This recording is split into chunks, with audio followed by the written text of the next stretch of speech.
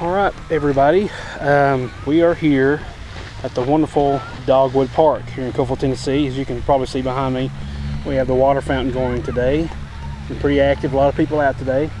Looks like it may rain, a little overcast, but I wanted to do a video today, and as soon as I got here I thought, oh man, I can't do my videos because I don't have a tripod. Well, to the rescue comes one of my mic stands I have in the back of the car. So I have a mic stand that the camcorder is actually sitting on right now, so that came to the rescue. So today I want to go over just a few things, some things that I keep thinking to go over but I keep forgetting about. We're going to start in the position of A today.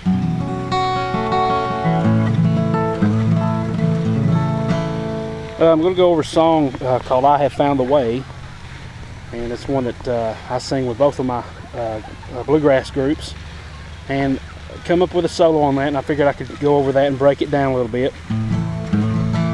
So I'll try to do a little bit of the song and then get right on into the solo, and then we'll go over that a little bit. So I Have Found the Way, and this was made popular by Doyle Lawson Quicksilver. If you want to get a copy of it, I'm sure it's on one of their albums. I'll do a verse and a chorus and then the solo. I have found a way that leads to endless stay under in the glory land, and the road is bright, for Jesus is the light, and I'll hold to his guiding hand. I have found the way, I have found a way, glory, hallelujah, I have found a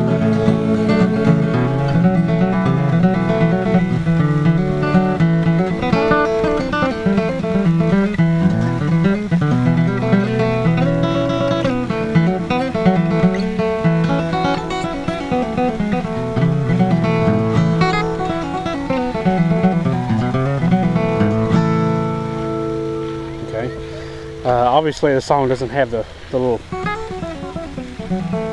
tag at the end, but I just thought I'd end it like that. But there's the solo, and I figured I could go break it down a little bit. And remember, this is mainly for advanced students, but you can also learn if you're a beginner or intermediate, because you can just take each little section and just break it up and just learn that at a little bit at a time. In fact, that's one of my key points I like to stress to my students, is that if you want to learn a long solo or a long lick or something, you break it down into little bitty chunks so it's easier to digest. It's kind of like eating your food a little bite at a time. So we're going to break this down here once again for you up to speed. Is the solo.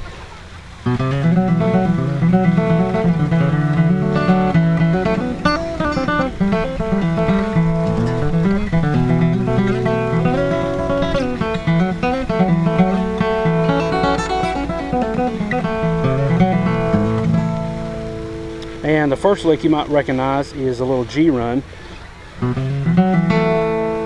Usually that's at the end of a song. The end of a phrase, I mean. But I kind of got that, got the idea from a video called White Rice and Greer. White Rice, or no, let me think. Rice, Greer, and Smith, I think it's what it's called. You got White Rice, David Greer, and Kenny Smith on guitar, and I think it's come out by Flat Pick magazine or something like that. It's a really good DVD. You really need to check it out. And on one of the solos, I think it was to 9 Pound Hammer, David Greer, the one sitting in the middle, and you can probably find this on YouTube, but David Greer is the first part of his solo. He does this little thing. He does the G run twice. And I thought, wow, that'll sound good in my solo. So just little things like that you pick up here and there. But all it is a G run, and then descending. You're going to be on. Now I'm going to call this as if we have no capo. So forget these frets back here exist. We're going to consider this the first fret, the second fret, third fret, and so on. So you're going to come back down and do a pull off, pick and pull off of the D string on the second fret, and then back on the first fret, So, and I've got another video on different G runs if you want to check that out, on how to do some of these different variations. But all I'm doing is I'm just going the open A string, starting there and going to the 1st and 2nd fret, and then picking the open D string and then doing a pull off.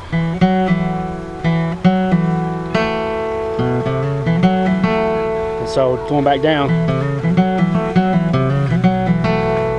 and then from there to get to the C, it goes with the C next. So all I do is, I'm doing this again, and then a little pull off from the D string on the 1st fret to right into the C note with my ring finger on that little C note here on the 3rd fret of the A string.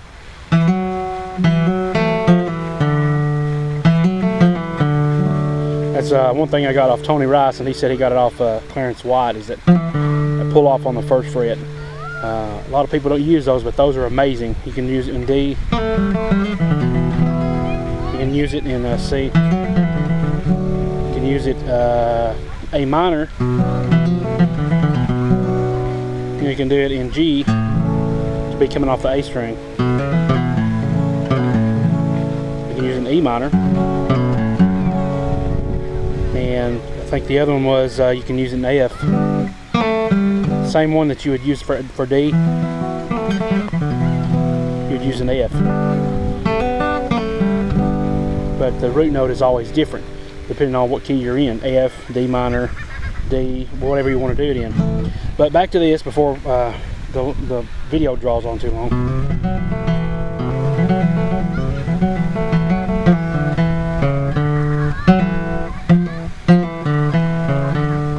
Okay.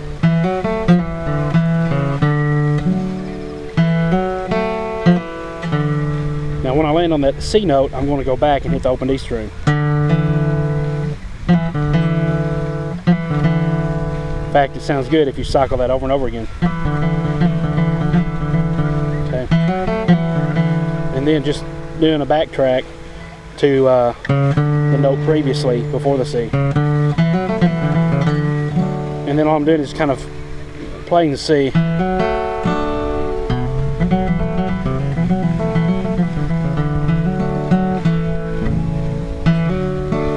It's part of the C. I'm just lifting it off and hitting the open D string and then putting my ring finger on the 2nd fret.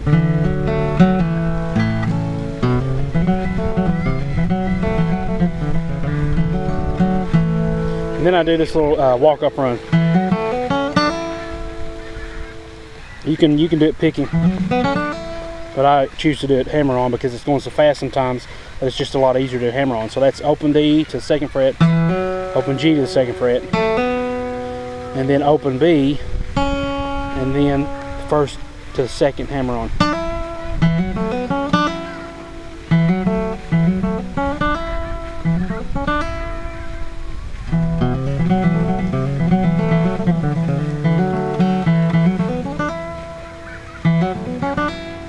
Okay, and then from there we do one of the licks that I've got on my previous beginning bluegrass videos.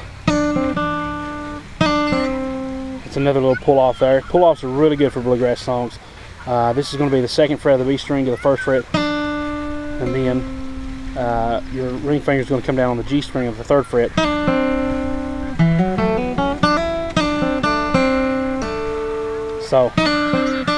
So that's another thing. It's kind of like what we did up here. It's like you're hitting the note, pulling off, hitting the note before it, that G, and then coming back to that. It's a really good sound.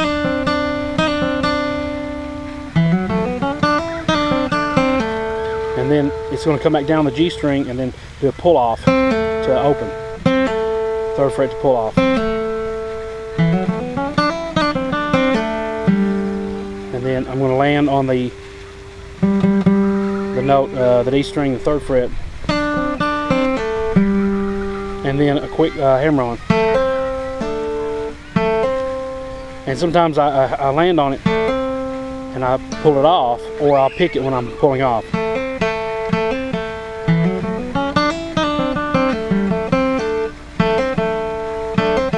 Matter of fact, I think I do put a hammer on the G string, 3rd fret, and then I lift it up and pick the open G.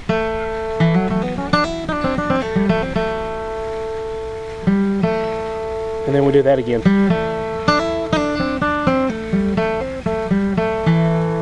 And then open D, sliding on the D string, 3rd fret to 4th fret. And then that goes to the D.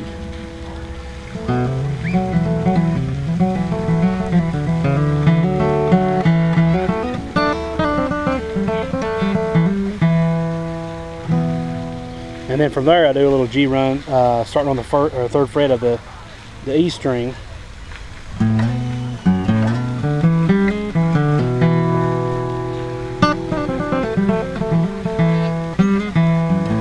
It's an open, I hit it open first, and then slide with my ring finger to the 3rd to the 5th fret.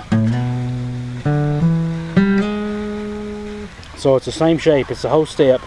1st string, or the E string, A string, and then the D string on the 3rd fret as well, but this is going to be that slide again.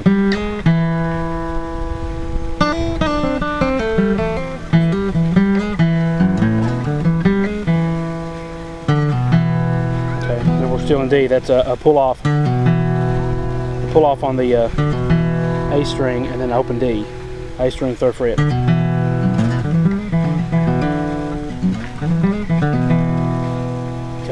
So here's what we got so far.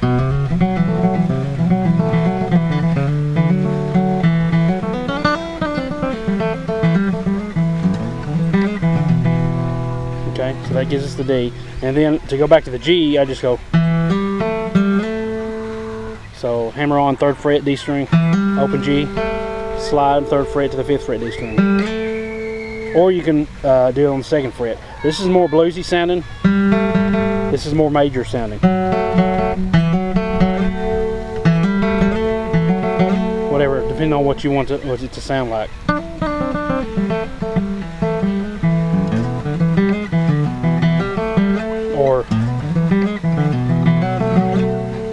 Or you can land on this and then slide from the half step up. Whatever you want to be prominent there. Let's see. And then that is like an F shape. It's kind of what I call a diagonal, a slant. Your middle finger is going to be on the G string, 2nd fret, 1st finger is 1st fret of the B string. Sliding up a whole step. So from the 3rd on your middle finger, 3rd or 2nd to 4th fret, and your ring 1st finger is going to follow that right along with that.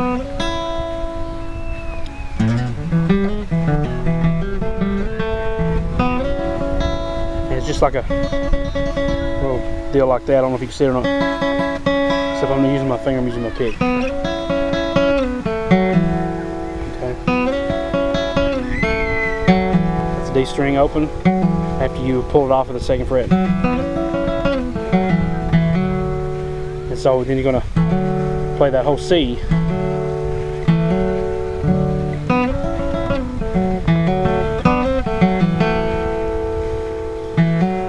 So that's the C. The middle finger is the prominent note there. Open G, 2nd to 3rd, open. Then a D string, 2nd fret, pull off, open G. And then I do another open D, but then I go from the 3rd to the unison of the G.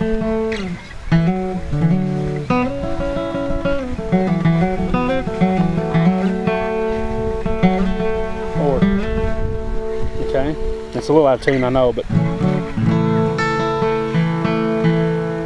think it's the D.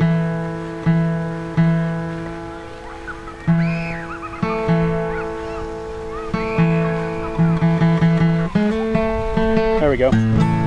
Okay, it's the weather can't make up its mind whether it wants to be sunny or not, so it's kind of getting my guitar out of tune. But let's see, here's where we were at.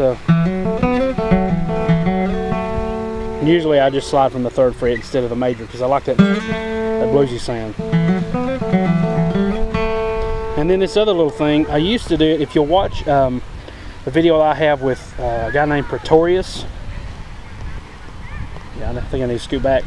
I was getting a little close. If you watch a video I have with Pretorius, is his YouTube name, look up Bill Cheatham. We do a little thing together on that, and it is I use a little lick on there.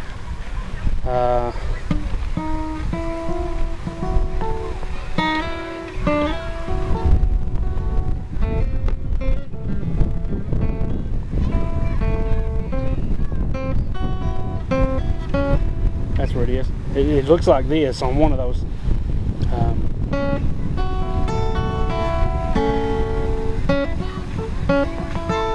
But that began to be a big stretch there, and it was kind of hard to perform like I wanted to. And on one of my previous videos, I always say if it's too hard to do one way, listen for the same sound somewhere else. And so instead of doing this, well, here's what it would sound like. Let me just do it in context.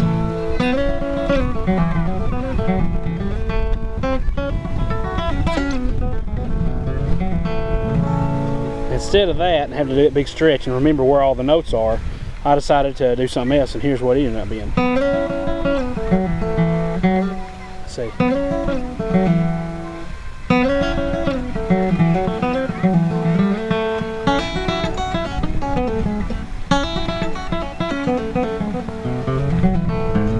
Okay. It's the same sound.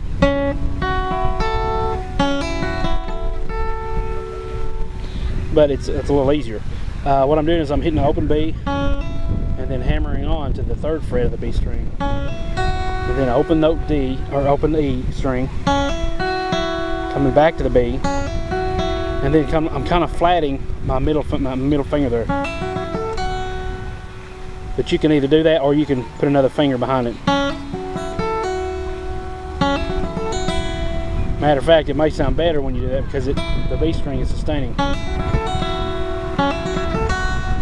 Whereas if you do that, it kind of cuts it off. I'm probably going to start doing it now that I pointed that out. But anyway. So that's a pull off too. You're hitting that open E, B, and then you're putting down the 3rd fret of the E and pulling that off.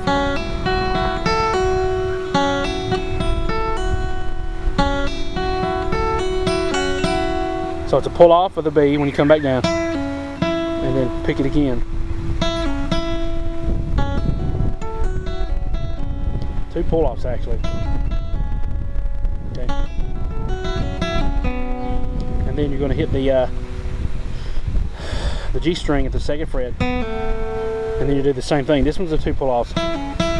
This one's 2 pull offs.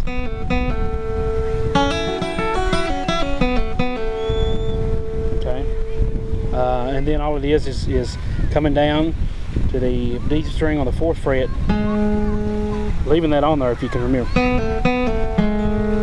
And then you come, well, not leaving it on, but you're going to let it ring out.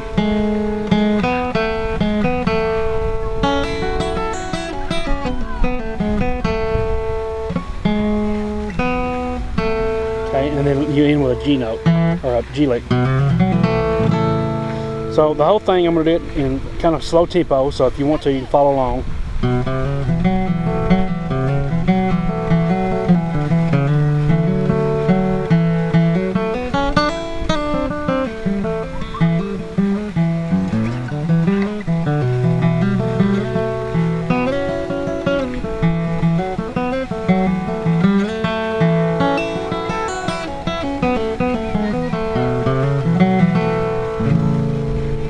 Okay.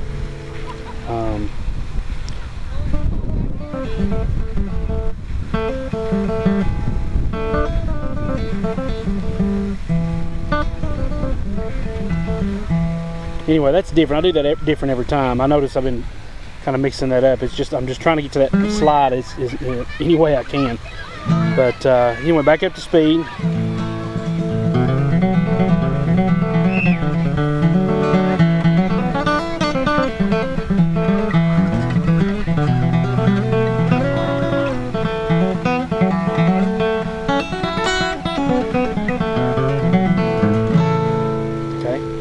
That is, I have found the way for you guys, and hope you enjoyed it. It's kind of a long video, I'd say, but it's been a nice day out here today in the Dogwood Park, A lot of people coming out here now. So tune in next time. I'm going to think of some more stuff to do. I got plenty of time today, so I'm going to try to think of some more of these and work on them. And please subscribe to my other websites, or check them out, secretsofTexasBluesGuitar.com. I got some really interesting stuff there, some free downloadable content. And one of these days I'd like to do a Bluegrass professional DVD. I think it'd be amazing to do that. That's really one of my dreams ever since I've been playing Bluegrass for a long time. So but for now, that's what I've got to offer, and I've got all my free stuff here on YouTube. So enjoy the content, and I'm going to keep it coming for you guys. Thank you for watching. Please subscribe and tell your friends. Appreciate it.